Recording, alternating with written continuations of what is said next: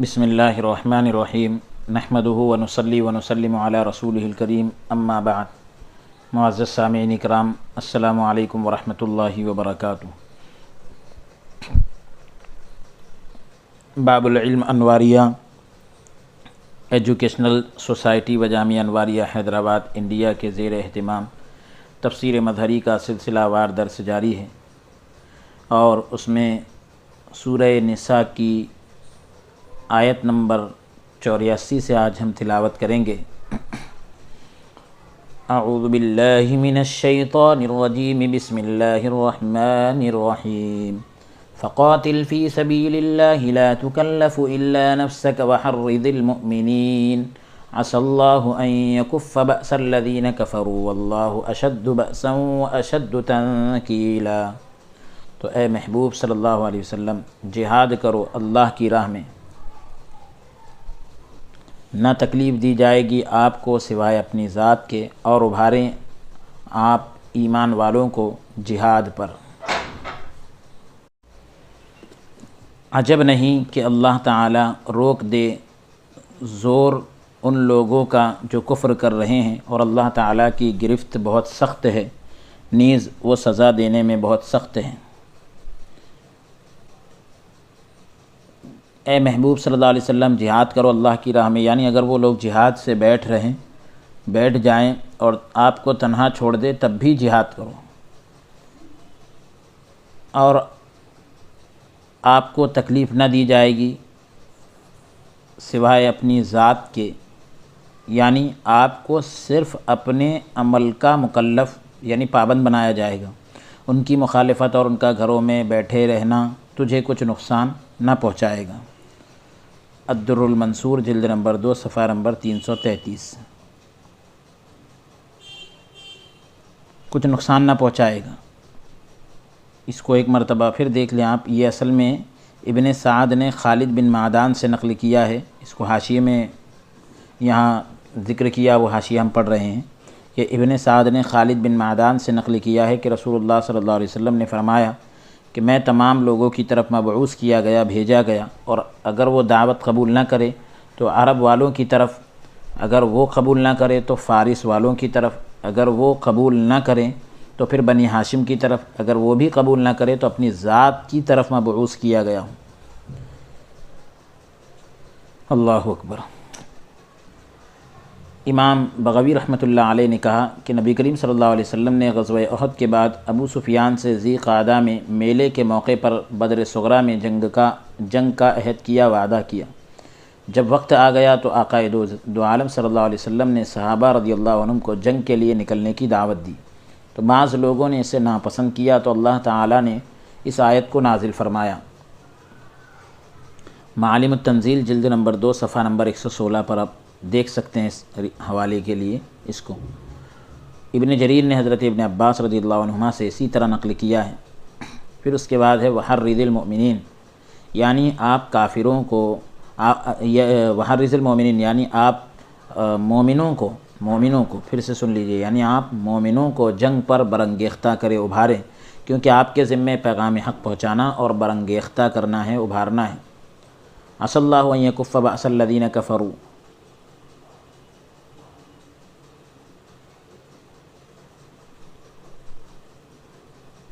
یعنی کافروں کو قتال سے روک دے، اللہ تبارک و تعالی کافروں کو قتال سے روک دے۔ رسول اللہ صلی اللہ علیہ وسلم جو ہے 70 سواروں کے ساتھ بدر صغریٰ کی طرف نکلے، اللہ تعالی نے اپنا وعدہ پورا کر دیا، تمام صحابہ اللہ کی نعمت اور فضل کے ساتھ واپس لوٹے، انہیں کوئی تکلیف نہ پہنچی۔ اس واقعے کا سورہ آل عمران میں ذکر گزر چکا ہے، اس کا جو واقعہ ہے پورا سورہ آل عمران میں گزر چکا ہے۔ واللہ اشد بأسا واشد تنکیلا، اللہ تبارک و تعالیٰ سزا دینے میں بہت سخت ہے، یعنی اللہ تبارک و تعالیٰ بڑی طاقت اور دبدبے والا ہے، قریش اور دوسروں کی بنسبت زیادہ عذاب دینے والا ہے۔ اس میں ان لوگوں کے لیے دھمکی ہے جنہوں نے کفار کے خوف سے رسول اللہ صلی اللہ علیہ وآلہ وسلم کی اتباع نہ کی۔ امام بغوی رحمۃ اللہ علیہ نے کہا کہ اللہ تعالیٰ کے فرمان فقاتل میں فا جو ہے اللہ تعالیٰ کے اس فرمان کا جواب ہے وَمَن يُقَاتِلْ فِي سَبِيلِ اللَّهِ،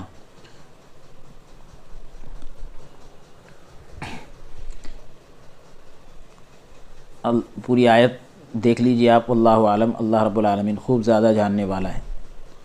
من یشفع شفاعۃ حسنۃ یکن لہ نصیب منها ومن یشفع شفاعۃ سیئۃ یکن لہ کفل منها وکان اللہ علی کل شیء مقیتا۔ جو کرے گا سفارش اچھی ہوگا اس کا حصہ اس میں سے، اور جو کرے گا سفارش بری تو ہوگا اس کے لیے بوجھ اس سے، اور اللہ تعالی ہر چیز پر قدرت رکھنے والا ہے۔ جو اچھی سفارش کرے گا تو اس میں کسی مسلمان، یعنی اس میں کسی مسلمان کے حق کی رعایت کرے اور اس سے تکلیف کو دور کرے، یا اللہ تعالیٰ اس کی رضا کی خاطر نفع پہنچائے، یا اللہ تعالیٰ کی پھر سے سن لیں آپ، یا اللہ کی رضا کی خاطر نفع پہنچائے، یعنی کسی مسلمان کی رعایت کرے سفارش میں اور اس سے تکلیف کو دور کرے، یا اللہ کو خوش کرنے کے لیے فائدہ پہنچائے،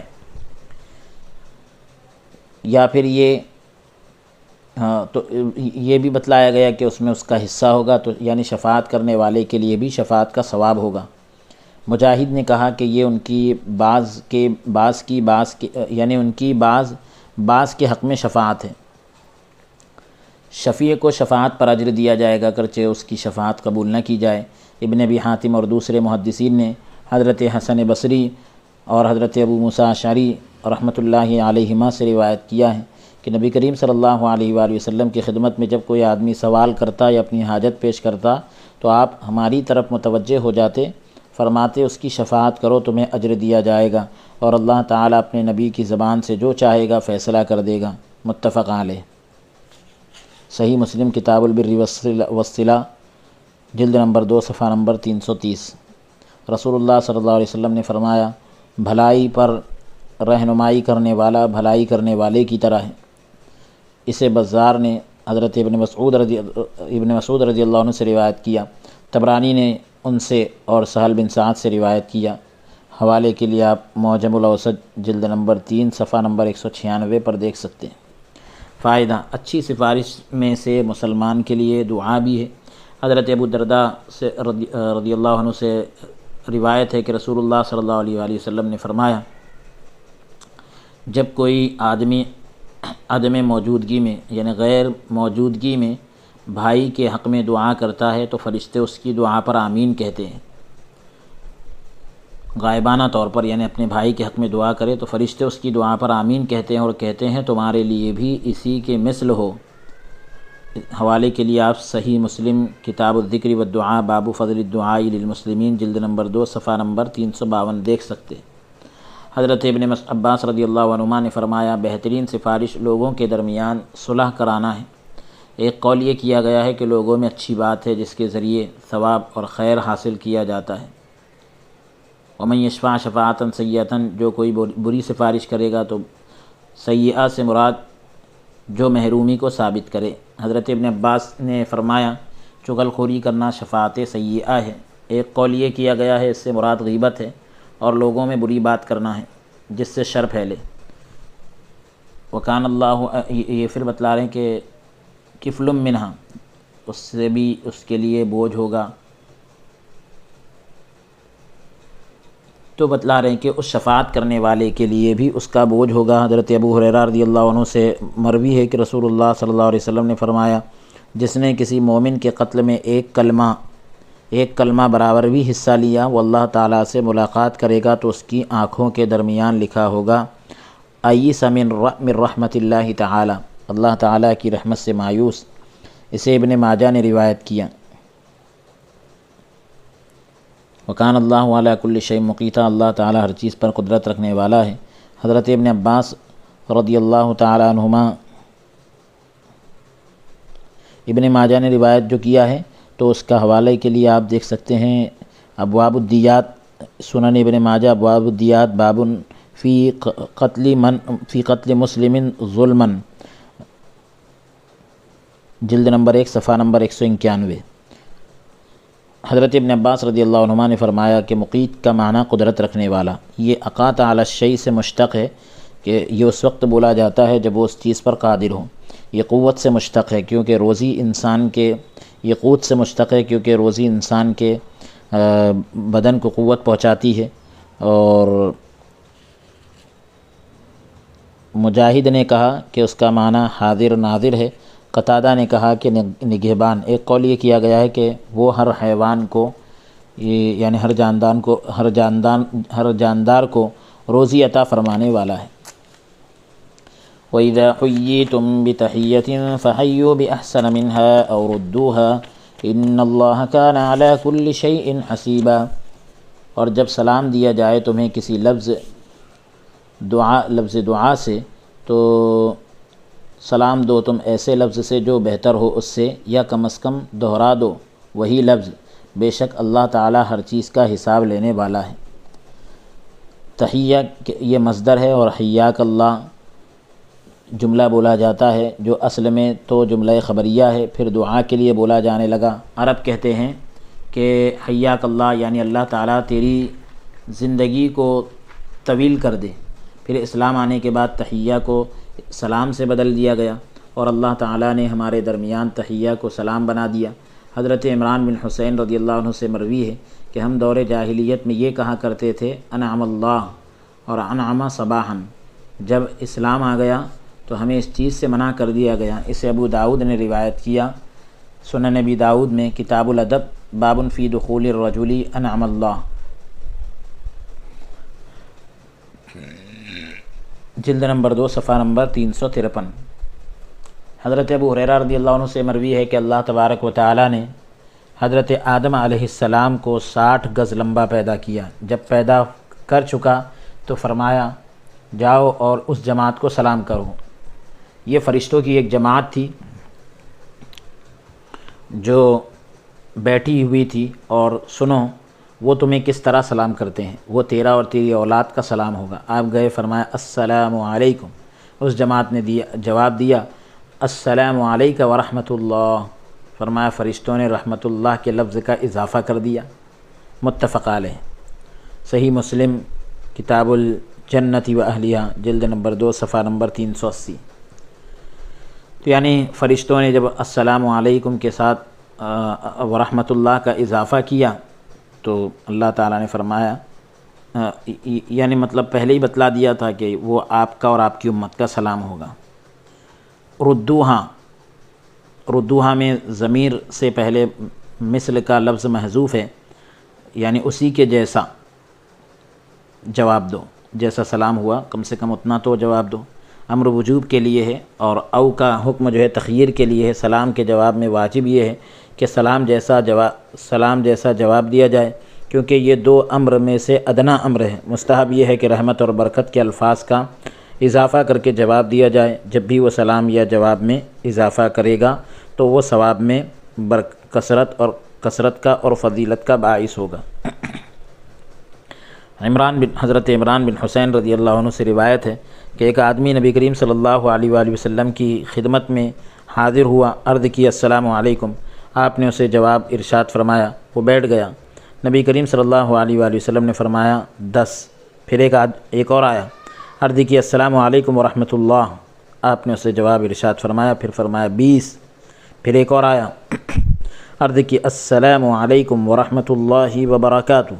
آپ نے اسے جواب دیا اور بیٹھ گیا۔ وہ بیٹھ گیا یعنی اور تو فرمایا 30، یعنی السلام علیکم کہنے والے کو 10 نے کی، السلام علیکم ورحمۃ اللہ کہنے والے کو 20 نے کی، السلام علیکم ورحمۃ اللہ وبرکاتہ کہنے والے کے لیے 30 نے کی۔ سنن نبی داؤد کتاب الادب باب کیف السلام جلد نمبر 2 صفحہ نمبر 350۔ اسے امام ترمذی اور ابو داؤد نے روایت کیا۔ حضرت معاذ بن انس رضی اللہ تعالیٰ عنہ سے اسی کے مثل روایت ہے، تاہم یعنی ساتھ ہی یہ اضافہ کیا کہ پھر ایک اور آیا اور اس نے عرض کیا السلام علیکم ورحمۃ اللہ وبرکاتہ ومغفرۃ۔ آپ نے جواب ارشاد فرمایا 40، یعنی اس کو 40 نے کیا ملے۔ فضائل میں اضافہ اسی طرح ہوتا ہے، اسے ابو داؤد نے روایت کی۔ ایک قول یہ کیا گیا ہے کہ زیادتی کی کامل صورت یہ ہے السلام علیکم ورحمۃ اللہ وبرکاتہ، یہ مکمل ہو گیا سلام۔ روایت بیان کی گئی ہے کہ ایک آدمی نے حضرت ابن عباس رضی اللہ تعالیٰ عنہما کو سلام کیا اور کہا السلام علیکم ورحمۃ اللہ وبرکاتہ، پھر اور الفاظ کا بھی اضافہ کیا۔ حضرت ابن عباس رضی اللہ عنہما نے ارشاد فرمایا سلام برکاتہ پر ختم ہو گیا، ورحمۃ اللہ وبرکاتہ تو برکاتہ پر ختم ہو گیا۔ معالم التنزیل جلد نمبر 2 صفحہ نمبر 118۔ امام بغوی نے اس کو ذکر کیا۔ امام احمد نے زہد میں، ابن ابی حاتم طبرانی نے کبیر اور ابن مردوے نے حضرت سلمان فارسی رضی اللہ عنہ کی حدیث نقل کی ہے کہ ایک آدمی نے رسول اللہ صلی اللہ علیہ وسلم کی خدمت میں عرض کی، السلام علیکم۔ آپ نے جواب میں ارشاد فرمایا، وعلیکم السلام ورحمۃ اللہ وبرکاتہ۔ ایک آدمی نے یوں سلام عرض کیا، السلام علیکم ورحمۃ اللہ وبرکاتہ۔ تو حضور صلی اللہ علیہ وآلہ وسلم نے جواب ارشاد فرمایا، وعلیکم السلام۔ اس آدمی نے عرض کی کہ آپ نے مجھے کم جواب دیا، اللہ تعالیٰ نے جو فرمایا وہ کہاں گیا؟ یعنی کم سے کم جتنا سلام ہو اتنا جواب ہونا چاہیے۔ تو بہرحال حضور علیہ الصلوۃ والسلام نے السلام علیکم ورحمۃ اللہ وبرکاتہ کے جواب میں وعلیکم السلام جب فرمایا تو اس آدمی نے کہا کہ آپ نے مجھے جواب کم دیا، اللہ تعالیٰ نے جو فرمایا وہ کہاں گیا؟ اور یہی آیت تلاوت کی، وَإِذَا فَحَيُّوا بِأَحْسَنَ مِنْهَا أَوْ رُدُّوهَا، تو یہ آیت تلاوت کی، وَإِذَا حُيِّيتُم بِتَحِيَّةٍ فَحَيُّوا بِأَحْسَنَ مِنْهَا أَوْ رُدُّوهَا۔ تو آپ نے جواب میں ارشاد فرمایا، تو نے میرے لیے کوئی زائد چیز نہیں چھوڑی تو میں نے اسی طرح جواب دے دیا، یعنی جو بھی اضافہ کرنا تھا تو نے سب کر دیا، میرے لیے کچھ نہیں چھوڑا۔ میں یہ کہتا ہوں کہ یہ حدیث اس امر، یعنی قاضی ثناء اللہ پانی پتی رحمۃ اللہ علیہ ذکر کر رہے ہیں کہ یہ حدیث اس امر پر، یعنی اس بات پر دلالت کرتی ہے کہ اس کے جواب میں علیک السلام کہنا کافی ہے، اس لیے کہ نفس سلام میں مماثلت کافی ہے، یا وعلیکم السلام میں الف لام عہد خارجی کا ہے تو سلام کرنے والے کے کلام میں جو رحمت اور برکت کا ذکر تھا تو جواب اس کو اپنے ضمن میں لیے ہوئے ہیں۔ مسئلہ، جب ایک آدمی نے جماعت کو سلام کیا، بہت سارے لوگ بیٹھے تھے، سلام کیا اور ان میں سے ایک نے جواب دے دیا تو یہ حکم باقی افراد سے ساقط ہو جائے گا، یعنی باقی کی طرف سے بھی یہ جواب کا حکم ادا ہو جائے گا، کیونکہ جواب دینا ان پر فرض کفایہ تھا، کوئی ایک بھی دے دے تو کافی ہے۔ سراجیہ میں اسی طرح ہے، حضرت علی شیر خدا رضی اللہ تعالیٰ عنہ سے مروی ہے کہ جب ایک جماعت گزر رہی ہو تو ایک آدمی سلام کہہ دے تو یہ جائز ہے، اور بیٹھے ہوئے افراد میں سے، لوگوں میں سے ایک آدمی بھی جواب دے دے تو یہ بھی کفایت کر جائے گا، کافی ہو جائے گا۔ اسے امام بغوی نے مصابیح میں موقوفاً نقل کیا ہے، مصابیح السنہ کی جلد نمبر 2 صفحہ نمبر 248، حدیث نمبر 1540 آپ دیکھ سکتے ہیں۔ امام بیہقی نے شعب الایمان میں مرفوعاً نقل کیا ہے، ابو داؤد نے اسے روایت کیا اور کہا کہ حسن بن علی نے اسے مرفوع نقل کیا ہے۔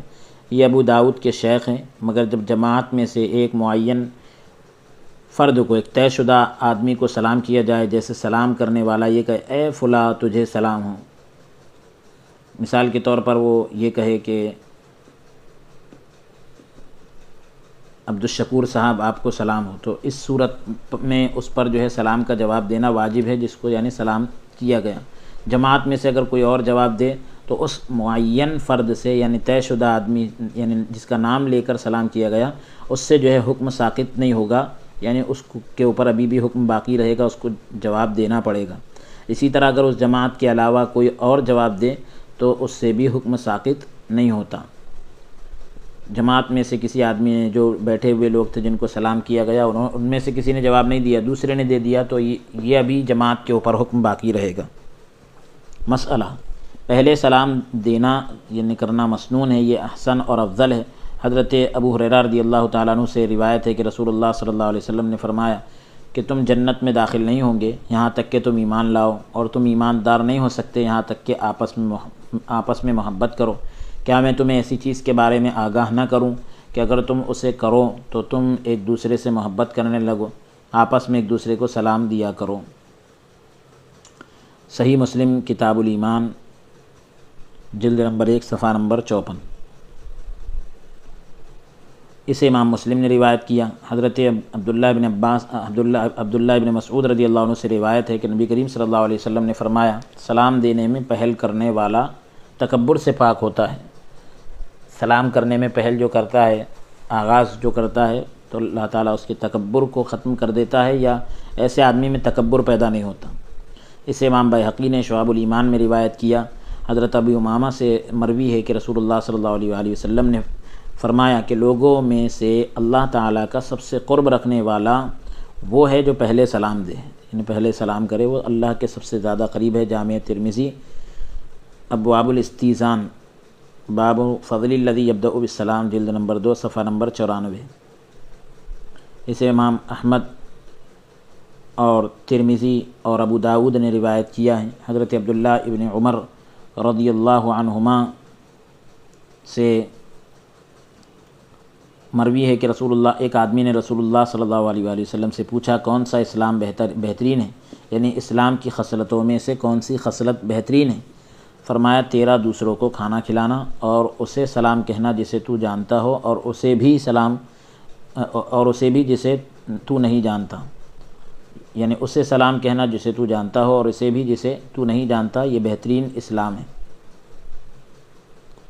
متفق علیہ۔ صحیح بخاری کتاب الایمان باب اطعام الطعام من الاسلام جلد نمبر 1 صفحہ نمبر 6۔ مسئلہ سوار پیدل چلنے والا بیٹھے ہوئے کو اور کچھ لوگ زیادہ لوگوں کو سلام کریں گے۔ سوار جو ہے پیدل چلنے والے کو سلام کرے گا، پیدل آدمی جو ہے پیدل چلنے والا بیٹھنے والے آدمی کو، بیٹھے ہوئے شخص کو سلام کرے گا، جو تھوڑے لوگ ہیں وہ زیادہ لوگوں کو سلام کریں گے۔ شیخین نے اپنی صحیحوں میں یہ الفاظ حضرت ابو ہریرہ رضی اللہ تعالیٰ عنہ سے مرفوعاً نقل کیے ہیں۔ صحیح مسلم کتاب السلام باب یسلم الراکب جلد نمبر 2 صفحہ نمبر 212۔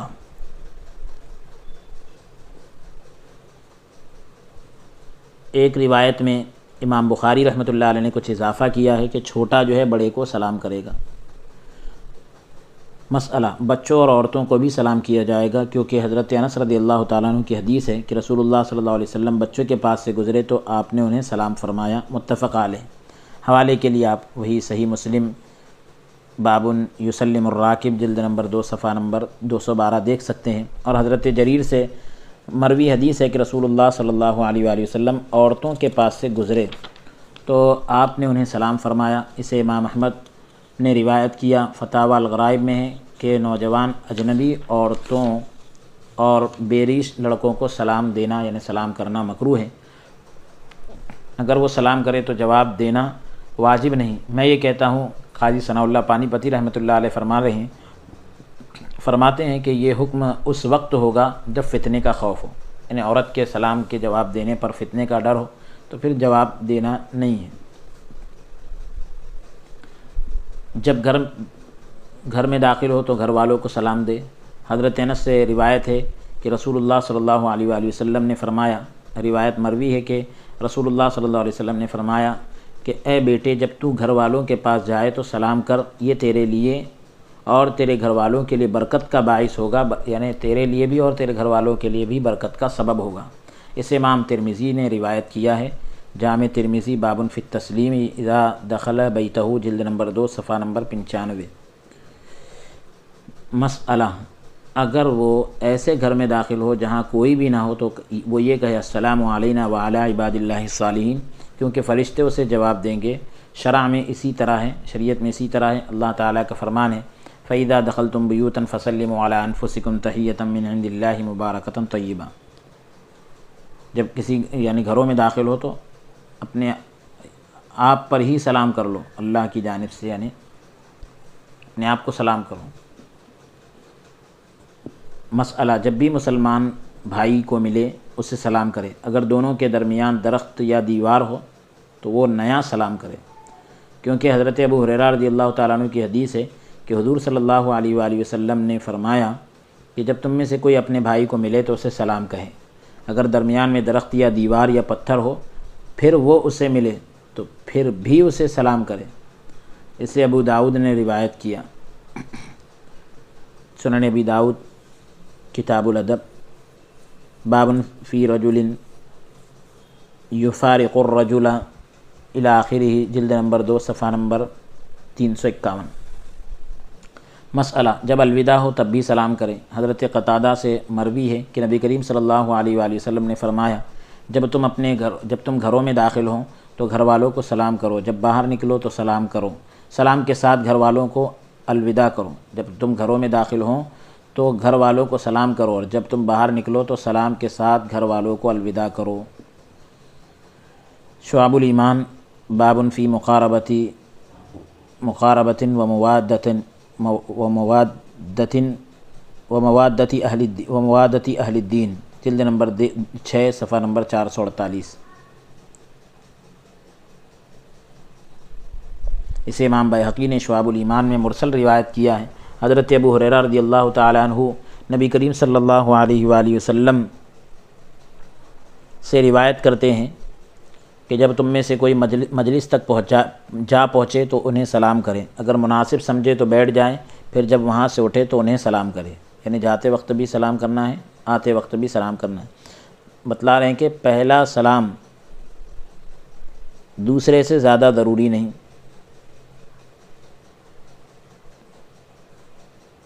یعنی دوسرا سلام اتنا زیادہ ضروری ہے کہ پہلا سلام اس سے زیادہ ضروری نہیں۔ اسے امام ترمذی اور ابو داؤد نے روایت کیا۔ جامع ترمذی باب التسلیم عند القیام، جلد نمبر 2 صفحہ نمبر 95۔ پھر سے آپ روایت سن لیں۔ حضرت ابو ہریرہ رضی اللہ تعالیٰ عنہ حضور علیہ السلام سے روایت کرتے ہیں، جب تم میں سے کوئی مجلس تک جا پہنچے تو انہیں سلام کرے، اگر مناسب سمجھے تو بیٹھ جائے، پھر جب وہاں سے اٹھے تو انہیں سلام کرے، پہلا سلام دوسرے سے زیادہ ضروری نہیں۔ مسئلہ: جب کوئی آدمی کسی غائب کا تجھے سلام پہنچائے جو سامنے نہیں ہے، ایک آدمی نے سلام پہنچایا، تو سلام پہنچانے والے کو یہ کہے کہ تجھ پر اور اس پر سلام۔ غالب نے اپنے باپ سے، اس نے اپنے دادا سے روایت کی ہے کہ مجھے میرے والد نے رسول اللہ صلی اللہ علیہ وسلم کی طرف بھیجا، کہا کہ میں آپ کی خدمت میں آیا اور سلام پیش کیا۔ رسول اللہ صلی اللہ علیہ وسلم نے فرمایا تجھ پر اور تیرے والد پر سلام۔ اسے ابو داؤد نے روایت کیا۔ علیک و علیہ السلام ہم کہتے ہیں۔ ابو داؤد کے اندر اس روایت کو آپ کتاب الادب باب فی الرجل یقول یقرئک فلان السلام، جلد نمبر 2 صفحہ نمبر 354 پر دیکھ سکتے ہیں۔ مسئلہ: کفار کو ابتداً، کافروں کو یعنی شروع میں یعنی اپنی طرف سے ابتداً سلام کہنا جائز نہیں، سلام میں یعنی پہل کرنا جائز نہیں، کیونکہ حضور صلی اللہ علیہ وسلم نے ارشاد فرمایا یہود و نصارہ کو ابتدا میں سلام نہ کرو، جب تم میں سے کوئی انہیں راستے میں ملے تو اسے تنگ جگہ سے گزرنے پر مجبور کر دے۔ اسے امام مسلم نے ابو ہریرہ سے روایت کیا۔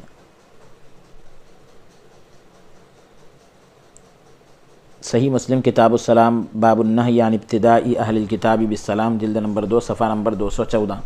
اگر اس قوم میں مسلمان، مشرک اور یہودی اکٹھے ہوں تو انہیں سلام کریں۔ مسلمان بھی ہے اگر ہے اور ہندو بھی ہے، اس میں اگر مشرک بھی ہے، سب ہیں، تو پھر ان کو جو ہے سلام کرنا ہے۔ صحیح بخاری باب فی التسلیم فی المجلس فیہ اختلاط من المسلمین والمشرکین، جلد نمبر 2 صفحہ نمبر 924۔ اسے شیخین نے حضرت اسامہ ابن زید کی مرفوع حدیث سے نقل کیا ہے، لیکن اس قوم میں صرف مسلمانوں کی نیت کرے تاکہ کافر کے لیے سلام میں ابتدا کرنا لازم نہ ہو۔ مسئلہ: ذمیوں کو سلام کا جواب دینے میں کوئی حرج نہیں، لیکن علیکہ سے زیادہ کلام نہ کریں، کیونکہ حضرت حضور صلی اللہ علیہ وسلم کا ارشاد ہے جب تمہیں اہل کتاب سلام کریں تو تم وعلیکم کہو، متفق علیہ۔ صحیح مسلم جلد نمبر 2 صفحہ نمبر 213 پر آپ حوالہ دیکھ سکتے ہیں۔ مسئلہ: نماز اور خطبے میں سلام کا جواب دینا واجب نہیں، بلکہ یہ جائز ہی نہیں، جواب دینے سے نماز باطل ہو جائے گی۔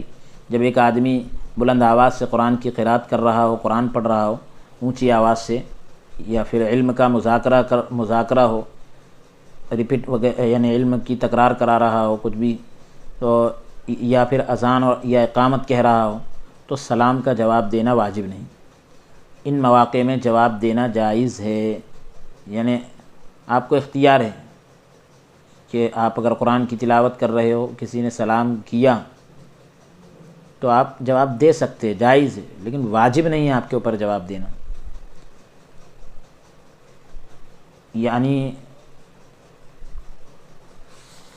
پھر اس کے بعد یہ آیت کے اندر جو ایک اور لفظ آیا، ان اللہ کان علی کل شیء حسیبا، اللہ تعالیٰ ہر چیز کا حساب لینے والا ہے، یعنی محاسبہ کرنے والا اور جزا دینے والا ہے، حساب لینے والا ہے، بدلہ دینے والا ہے، بدلہ لینے والا ہے۔ مجاہد نے کہا کہ حسیباً کا معنی حفیظ، نگہبان، یعنی اللہ تعالیٰ حقوق العباد میں سے ہر چیز پر محاسبہ کرنے والا ہے۔ جس طرح سلام اور چھینک مارنے والے کو جواب دینا اور اس کے علاوہ دوسرے حقوق، تو اللہ تبارک و تعالیٰ یعنی اس پر بھی حساب لے گا۔ حضرت ابو ہریرہ رضی اللہ تعالیٰ عنہ سے روایت ہے کہ رسول اللہ صلی اللہ علیہ وآلہ وسلم نے فرمایا، ایک مومن کے دوسرے مومن پر 6 حقوق ہیں۔ جب مریض ہو یعنی بیمار ہو تو اس کی عیادت کرے، جب وہ فوت ہو یعنی انتقال کر جائے تو اس کے جنازے میں حاضر ہو، جب وہ دعوت دے تو اس کی دعوت کو قبول کرے، جب ملے تو اسے سلام کرے، جب چھینک مارے تو یرحمک اللہ کے ساتھ اس کا جواب دے، وہ غائب ہو یا حاضر ہو اس کے لیے مخلص ہو۔ حوالے کے لیے آپ جامع ترمذی ابواب الادب باب فی تشمیت العاطس جلد نمبر 2 صفحہ نمبر 98 پر ملاحظہ فرمائیں۔ اسے امام نسائی نے روایت کیا ہے۔ امام ترمذی اور دارمی نے حضرت علی شیر خدا رضی اللہ تعالیٰ عنہ سے اسی طرح روایت کیا ہے، اور چھٹی چیز یہ ذکر کی کہ وہ اس کے لیے وہی پسند کرے جو اپنے لیے پسند کرے، اور ینصح لہ کے الفاظ نہیں ذکر کیے، معنی ایک ہی ہے۔ حضرت ابو سعید خدری رضی اللہ تعالیٰ عنہ نبی کریم صلی اللہ علیہ وآلہ وسلم سے روایت کرتے ہیں کہ آپ نے فرمایا، راستوں میں ٹھہرنے سے بچو۔ عرض کی کہ ہمارے لیے ان مجلسوں کے بغیر کوئی چارہ کار نہیں، ان میں ہم گفتگو کرتے ہیں۔ فرمایا، اگر تم بیٹھنا ہی چاہتے ہو تو راستوں کو اس کا حق ادا کرو۔ عرض کی، یا رسول اللہ صلی اللہ علیہ وآلہ وسلم، راستے کا حق کیا ہے؟ فرمایا، آنکھ نیچی رکھنا، تکلیف دہ چیز کا دور کرنا، سلام کا جواب دینا، نیکی کا حکم دینا اور منکر سے روکنا، انہیں غلط کام سے بری باتوں سے روکنا۔ متفق علیہ۔ صحیح مسلم کتاب السلام باب من حق الجلوس علی الطریق۔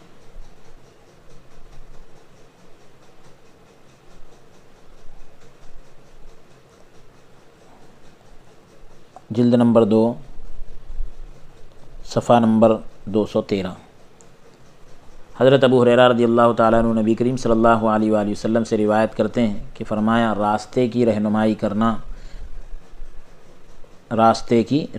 یعنی کوئی بھی راستے میں بیٹھو تو لوگوں کو راستہ بتاؤ۔ اسے ابو داؤد نے روایت کیا ہے۔ حضرت عمر رضی اللہ تعالیٰ عنہ نبی کریم صلی اللہ علیہ وسلم سے اس قصے کے یعنی اس واقعے کے بارے میں نقل کرتے ہیں کہ مظلوم کی مدد کرو اور بھٹکے ہوئے کو راہ دکھاؤ یعنی راستہ دکھاؤ۔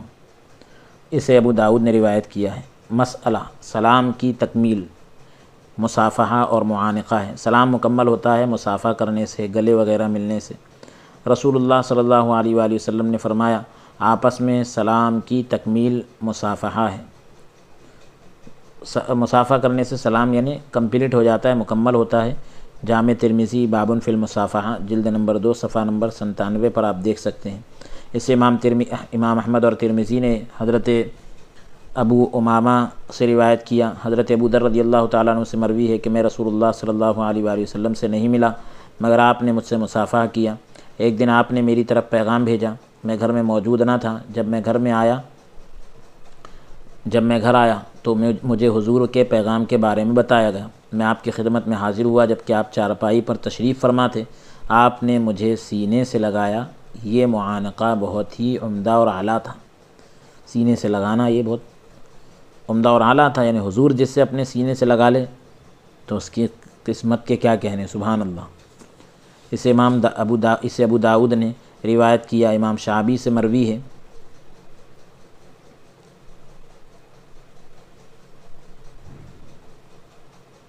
کہ حضور صلی اللہ علیہ وآلہ وسلم حضرت جعفر بن ابی طالب کے ساتھ ملتے تو ان سے معانقہ فرماتے اور ان کی آنکھوں کے درمیان پیشانی کا بوسہ لیتے۔ یہ بھی جو ہے روایت سنن ابی داؤد کے اندر کتاب الادب باب فی قبلۃ ما بین العینین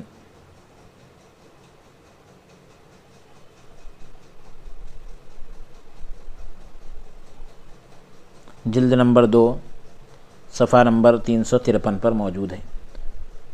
اسے ابو داؤد اور بیہقی نے شعاب میں مرسل روایت کیا ہے۔ شرح السنہ میں حضرت جعفر بن ابی طالب سے اسی طرح مروی ہے۔ اسی طرح روایت ہے کہ رسول اللہ صلی اللہ علیہ وآلہ وسلم مجھے ملے تو آپ نے مجھ سے معانقہ کیا۔ عطا خراسانی سے مروی ہے کہ رسول اللہ صلی اللہ علیہ وآلہ وسلم نے فرمایا،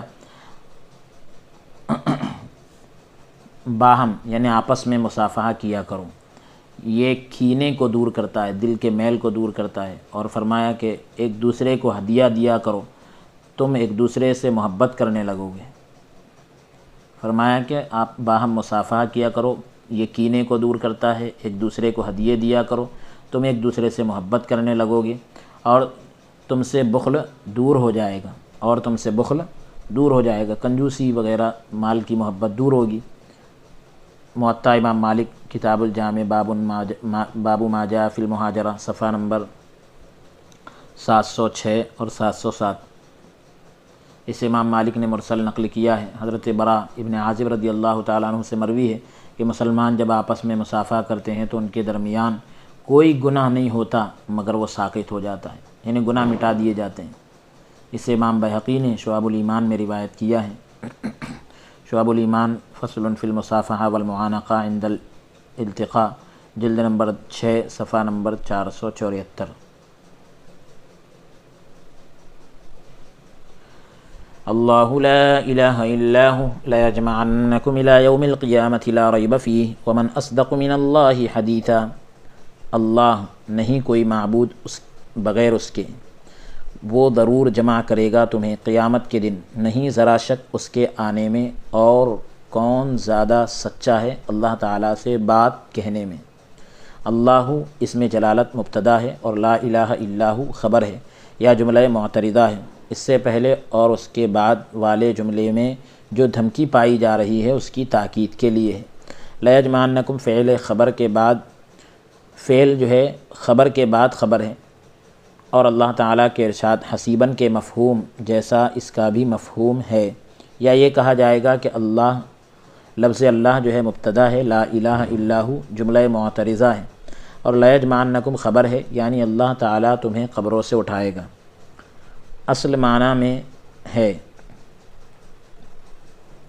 قیامت کے دن، یعنی اللہ تم کو اٹھائے گا، تو اصل معنی میں ہے یعنی تمہیں قیامت کے دن کی طرف لے جایا جائے گا، یا تمہیں قیامت کے دن جمع کیا جائے گا۔ قیام اور قیامت دونوں مصدر ہے، جس طرح طلب اور طلبہ۔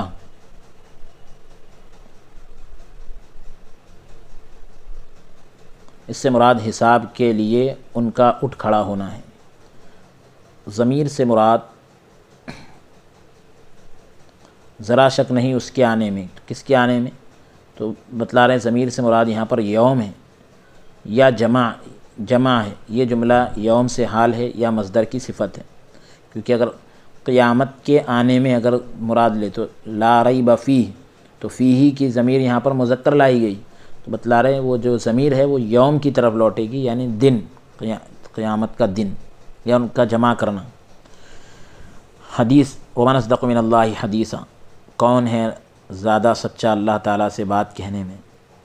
تو حدیث سے مراد قول ہے۔ یہ جملہ علت کے قائم مقام ہے، کیونکہ اللہ تعالیٰ کی خبر میں کسی طریقے سے بھی جھوٹ داخل نہیں ہو سکتا، کیونکہ وہ نقص ہے۔ جھوٹ کیا ہے؟ نقص ہے، اور اللہ تعالیٰ کی ذات میں محال ہے۔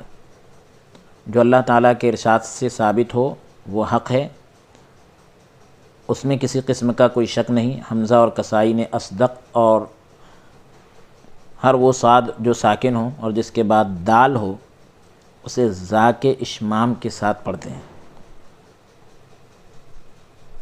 اشمام کے یعنی اس میں شین کی آواز آتی ہے اور زا کی بھی مہک رہتی ہے۔